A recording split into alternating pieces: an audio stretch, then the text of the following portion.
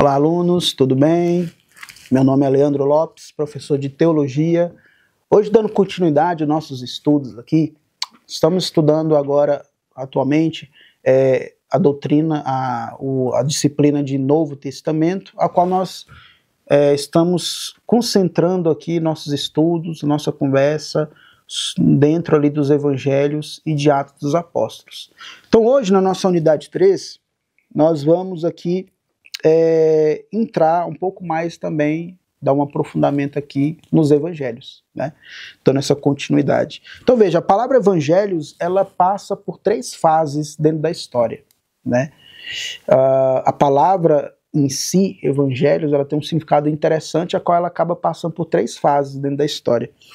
Então, veja, os autores gregos antigos a usavam com o significado de uma recompensa por trazer boas notícias. Então veja, a palavra evangelhos, ela tem sua origem grega ali, a qual ali, dentro daquele contexto grego, ela significava uma recompensa que uma pessoa recebia por trazer boas notícias, né? Também um agradecimento pelas boas notícias. Então veja que ela significa, dentro do contexto grego, uma recompensa. Um outro ponto, ela vai significar um agradecimento pelas boas notícias, né, um sinal de gratidão pelas notícias trazidas, e mais tarde indicou a própria boa notícia. Interessante que, dentro desse contexto grego, a gente sabe que o Novo Testamento ali foi muito influenciado pela cultura grega, e tanto que o Novo Testamento ele foi traduzido do grego, né? Tudo isso significando essa influência cultural, linguística, enfim, da cultura grega. Mas é interessante que esse contexto da palavra evangelhos também, ela significando uma boa notícia, quando a gente pega ali a história de Roma antiga, sou professor de história também, quando a gente pega ali aquele contexto da Roma antiga, quando geralmente os soldados romanos, os generais romanos, eles voltavam de uma batalha, de uma grande vitória ali, eles passavam ali pela chamada Arca do Triunfo, e ali as pessoas ali saudando ali os seus soldados, né, os vencedores e tudo mais. Quando eles passavam ali aquela Arca do Triunfo ali, significava ali essa boa notícia, né, de uma grande vitória. Dentro daquele contexto romano ali, quando uma criança nascia, ali também era o quê? Uma boa notícia, porque ali estava nascendo um herdeiro, né? Então significava uma boa notícia. Interessante que a igreja cristã, eles acabam adotando, né, a igreja primitiva, ela acaba adotando ali essa expressão boa notícia, né, evangelho, que vai significar boa notícia. Porém, quando a igreja primitiva adota ali essa expressão, ela acaba aplicando a Cristo Jesus como boa nova, como boa notícia, como uma boa mensagem. Interessante isso. Então veja, mais tarde indica isso, né? Essa boa notícia que a igreja ali acaba adotando e aplicando a Cristo Jesus. Então veja, finalmente ela também foi empregada para designar os livros que o Evangelho de Jesus é apresentado de forma histórica, né? Dentro disso aqui, interessante que a Bíblia, ela tem o seu caráter também revelatório, tem o seu caráter, juntamente com isso, de inspiração. Os evangelhos, então, eles foram inspirados também por Deus, né? Então, veja, muito se critica a respeito da Bíblia, onde é rotulada como um livro fictício escrito por homens. Então, aqueles que são críticos da Bíblia, geralmente o que a gente ouve é que a Bíblia ela é fictícia, está cheio de ficção, é um livro fictício, um livro escrito por homens. Geralmente são esses 2 termos que a gente ouve por aí afora. E, de fato, a Bíblia foi escrita assim por homens, mas homens inspirados por Deus, né? Assim, um cristão acredita que foram homens falhos, pecadores, mas foram homens que foram inspirados por Deus, ali foram usados por Deus para escrever a sua palavra numa linguagem humana, numa palavra que o ser humano pudesse entender, né? Então, por mais que a Bíblia tenha esse rótulo por muitos de um livro fictício, está cheio de mitos, mas a Bíblia, para quem crê que a Bíblia é a revelação do próprio Deus ali, a palavra de Deus revelada e testificada pelo Espírito, sabe que ali foi sim escrita por homens, mas homens inspirados. Então a Bíblia, os evangelhos têm esse lado inspiracional, com certeza, tem essa inspiração, né? Então veja, a essência daquilo que os apóstolos pregavam está contida nesses textos. Então a essência daquilo que os apóstolos pregavam está contida nesses textos, né? Agora, como os profetas do Antigo Testamento, os apóstolos na nova dispensação foram inspirados pelo Espírito Santo. Ou seja, assim como os profetas no Antigo Testamento foram ali inspirados por Deus, foram homens ali que foram os representantes de Deus na terra para poder transmitir a sua palavra, no Novo Testamento os apóstolos entram em cena, né? Então, enquanto no Antigo Testamento o profeta era aquele que recebia a revelação de Deus e transmitia ao povo, era às vezes também uma espécie de denunciante das opressões ali, também servia também de consciência do próprio povo.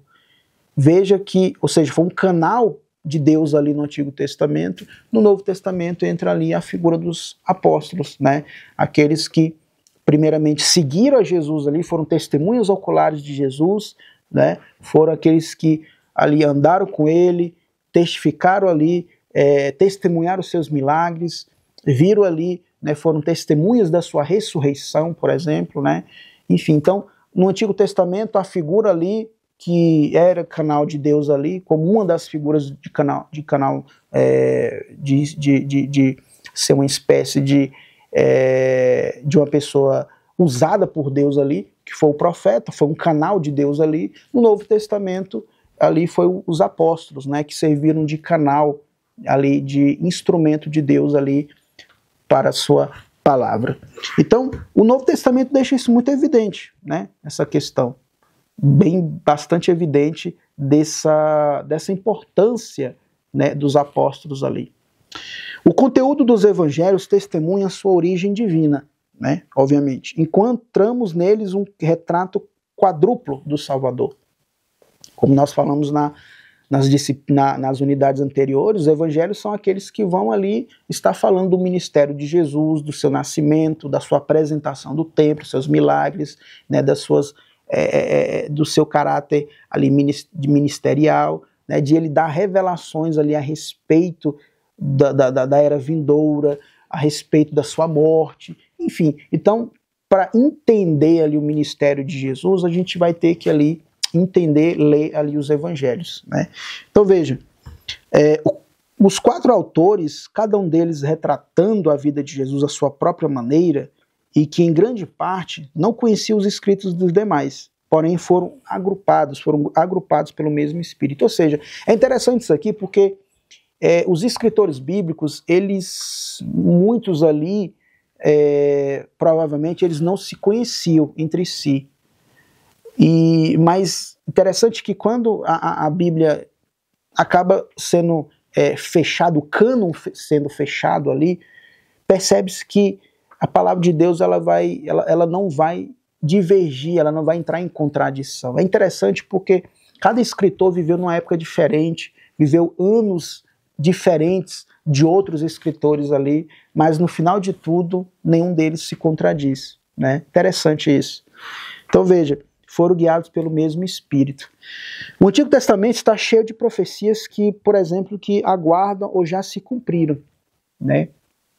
Como os evangelhos são livros, como toda a Bíblia, inspirados, há coisas na Bíblia que já se cumpriram, coisas que estão se cumprindo e coisas que irá se cumprir. Quando a gente pega Daniel capítulo 4, por exemplo, ali, aquele famoso sonho do rei Nabucodonosor ali, a qual o profeta Daniel vai interpretar ali, é interessante que cada parte ali daquela estátua significa algo, significa reinos ali que viriam, né?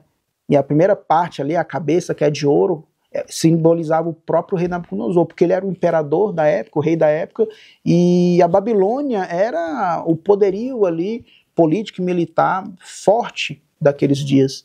Então o profeta Daniel fala: ó Senhor, ó rei, a cabeça de ouro simboliza o Senhor, porque o Senhor é o maioral desse momento.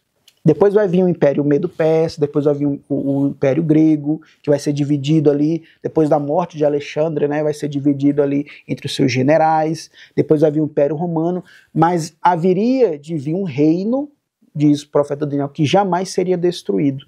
Então todos esses reinos ali, tanto de Nabucodonosor como os outros, eles iam surgir, cada um ia ter a sua importância, tanto de poder bélico como poderoso mesmo, político e tudo mais, alguns mais do que outros, mas todos eles iriam um dia cair, iriam ser destruídos, mas haveria o reino de Jesus Cristo, que jamais seria destruído. Essa é a revelação que se tem ali daquela estátua de Nabucodonosor. E assim, aquela estátua é algo tão interessante que ela marca um histórico, porque ela vai mostrar coisas que já se cumpriram, coisas que estão se cumprindo e que irá se cumprir. Então, dentro desse caráter, né, de profecia profético, entra essa questão ali, como exemplo, a estátua de Nabucodonosor, que vai servir como um marco para poder entender eventos históricos que aconteceram no mundo, né, em que está acontecendo e que irá de acontecer. A importância que a gente vê canônica dos evangelhos, né, é que os evangelhos são naturalmente relacionados intimamente às escrituras do Antigo Testamento. Ou seja, estão relacionados às escrituras do Antigo Testamento.